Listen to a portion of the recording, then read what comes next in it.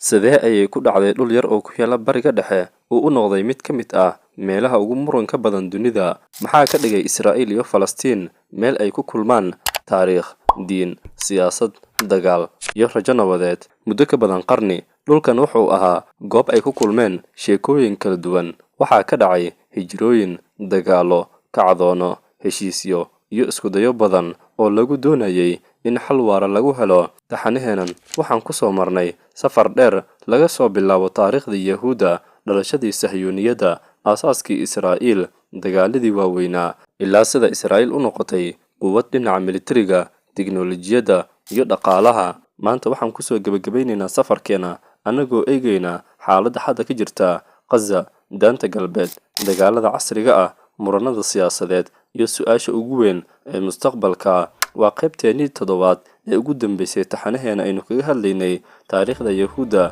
Ku soo dhawaada daawadayaal muuqaalkeena maanta.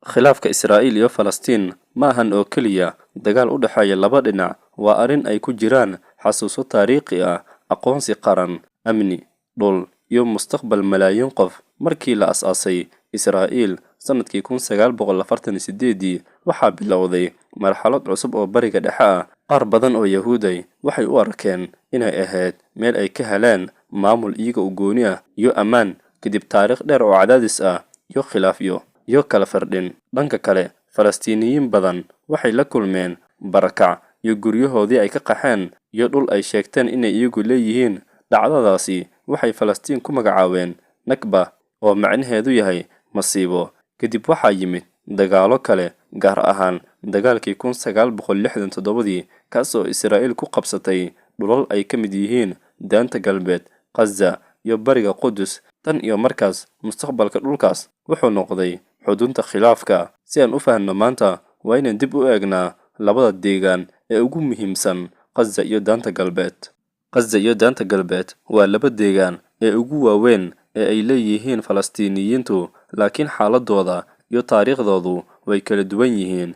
Gaza waa dhul yar oo ku yaala xeebta bari Mediterranean-ka. Inkastoo ay baaxad ahaan yar tahay, haddana waxay leedahay muhiimad weyn oo siyaasadeed iyo amni. Kadib dagaalkii 1967, Gaza waxay hoos timid maamulka Israa'iil. Sanadkii 2005, Israa'iil waxay ka baxday gudaha Gaza waxayna joojisay deegaamooyinkii halkaas ka jiray. Si kastaba, xuduudaha, hawada, iyo qayb ka mid ah maamulka dhaqdhaqaaqa dadka iyo badeecadaha ayaa noqday arrin muran dhalisay. Sanadkii 2007, markii ururkii Xamaas uu awoodda Gaza la wareegay kadib khilaaf siyaasadeed gudaha Falastiin ah, Israa'iil iyo Masar waxay saareen xanibaado kala duwan oo saameeyay nolosha dadka ku nool deegaankaas. Daanta galbeed oo ku taala dhinaca galbeed ee galbeedka Urdun waxay leedahay xaalad kale. Halkaasi waxaa ku nool Falastiiniyiin badan, waxaana sidoo kale ku yaala deegaamooyin Israa'iiliyiin ah oo qayb weyn ka mid ah bulshada caalamku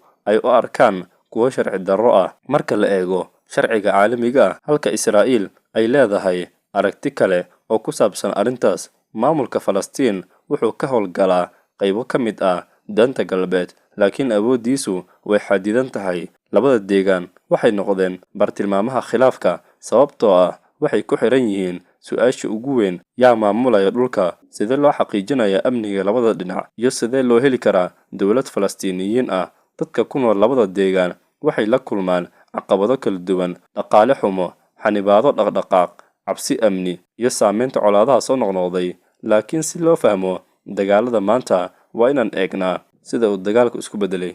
Dagaalada Israa'iil iyo Falastiin maanta ma ahan dagaaladii qarnigii hore. Horay dagaaladu waxay inta badan ahaayeen kuwo u dhexeeya ciidamo dowladeed oo leh xuduudo cad, laakiin maanta xaaladdu way ka adag tahay.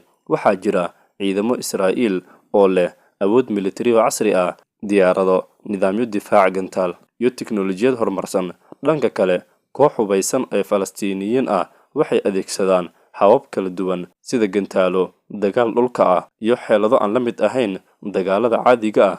Tiknoolajiyadu waxay noqotay qayb muhiim ah oo dagaalka. Droniska, sirdoonka, nidaamka difaaca, iyo warbaahinta bulshada ayaa dhammaantooda saameeya sida colaadaha loo kaciyo iyo dagaalada cidda ku guulaysanaysa. Laakiin dhinaca ugu weyn ee dagaaladan saameeyey waa shacabka. Marka dagaal dhaco, dadka rayidka ah ayaa inta badan wajaha khasaaraha ugu weyn: dhimasho, dhaawac, burbur guryaha, barakac, dhibaatooyin nololeed. Gaza, gaar ahaan dagaaladii soo noqnoqday, waxay sababeen burbur ballaaran oo saameeyey kaabayaasha sida guryaha, isbitaalada iyo adeegyada aasaasiga ah. Dhanka kale, gudaha Israa'iil, weerarada iyo cabsida amni waxay saameeyeen nolosha shacabka, waxayna noqdeen sababta ay dad badan ugu adkaystaan muhiimadda amniga. Marka dagaalku sii socdo, waxaa sii adkaanayo su'aasha ah maxay yihiin arrimaha labada dhinac ay isku hayaan.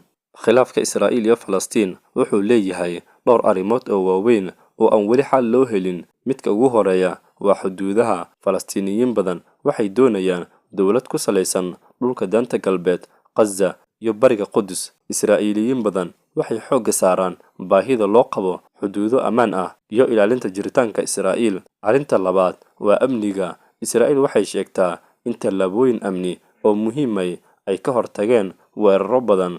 Falastiiniyiin badan waxay ku doodaan in tallaabooyinkaasi ay saameeyeen xorriyadda dhaqdhaqaaqa iyo nolosha maalinlaha ah. Arrinta saddexaad waa qaxootiga. Malaayiin Falastiiniyiin ah ayaa ku nool gudaha iyo dibadda dhulka Falastiin, waxaana jira muran ku saabsan xaqa soo noqoshada iyo sida arrintan loo xallin karo. Arrinta kale waa maamulka mustaqbalka. Ma jiri doonaan laba dowladood oo wada nool, mise xal kale ayaa la heli doonaa? Bulshada caalamka waxay leedahay aragtiyo kala duwan, laakiin fikradda labada dowladood ayaa muddo dheer ahayd mid ka mid ah xalalka ugu badan ee la taageero. Si kastaba, deegaamooyinka iyo khilaafyada siyaasadeed iyo kalsooni darrada labada dhinac ayaa ka dhigtay heshiis waara mid aad u adag. Maanta, xaaladda Israa'iil iyo Falastiin waxay ku jirtaa marxalad aad u adag. Dagaalada Gaza waxay muujiyeen heerka uu khilaafku u gaaray, iyadoo saameyn weyn ku yeelatay shacabka. Waxaa jira walaac caalami ah oo xaaladaha bini'aadamnimo, helitaanka cunto, biyo, caafimaad iyo hoy. Daanta galbeed waxay wajahaysaa xiisado amni, iska horimaadyo iyo muranno la xiriira maamulka iyo dhulka. Xiriirka Israa'iil iyo dalalka kaleeto ee gobolka, qaar ka mid ah dalalka Carabta, waxay sameeyeen xiriir rasmi ah oo cusub oo ay la yeesheen Israa'iil, halka dalal kaleeto ay weli taageeraan arrimaha Falastiin. Ururada caalamiga ah waxay isku dayaan inay dhexdhexaadiyaan, ayna u diraan gargaar bini'aadamnimo, una raadiyaan xal siyaasadeed. Laakiin dhibaatada ugu weyn waxay tahay dhinacyada kala duwan aysan isku aragti ka ahayn sida loo bilaabi karo waddada nabadda. Marka laga hadlayo mustaqbalka, waxaa jira dhowr aragtiyadood. Qaar waxay rumaysan yihiin in xal laba dowladood uu weli yahay jidka ugu macquulsan. Israa'iil iyo Falastiin oo noqda laba dowladood oo isku meel ku wada nool. Qaar kaleetana waxay soo jeediyeen qaabab kale oo siyaasadeed. Laakiin xal kasta wuxuu u baahan yahay arrimo adag: amni, aqoonsi, wada noolaansho iyo heshiis ku saabsan dhulka. Caqabadaha hortaagan nabad waarto waxaa ka mid ah kalsooni darrada, rabshadaha soo noqnoqda, kala qaybsanaanta siyaasadeed iyo xusuusta xanuunka badan ee taariikhda. Si kastaba, taariikhdu waxay muujisay in xitaa colaadaha ugu adag ay mar un gaari karaan miiska wadahadalka. Mustaqbalka wuxuu ku xirnaan doonaa go'aamada hogaamiyayaasha, rabitaanka shacabka iyo awoodda labada dhinac ay ku aqoonsan karaan xaqiiqada iyo xuquuqda dadka kale. Markaan soo koobno safarkeenii dheeraa, waxaan aragnay sida taariikhda Yahuudda, dhalashadii Sahyuuniyadda, asalkii Israa'iil, dagaaladii waaweynaa iyo horumarkii awoodda Israa'iil ay dhammaantoodii qayb ugu noqdeen xaaladda maanta jirta. Israa'iil waxay noqotay dal leh awood militari, tiknoolajiyad iyo dhaqaale xooggan. Falastiiniyiintuna waxay weli wadaan raadinta aqoonsi qaran, xorriyad siyaasadeed iyo mustaqbal ay iyagu go'aansadaan. Laakiin fahamka maanta ma imaan karo haddii aan la garanaynin wixii horey u dhacay. Taariikhdu ma ahan oo keliya xasuus hore, waa furaha lagu fahmo sababta ay bulshooyinku u gaaraan go'aamada maanta.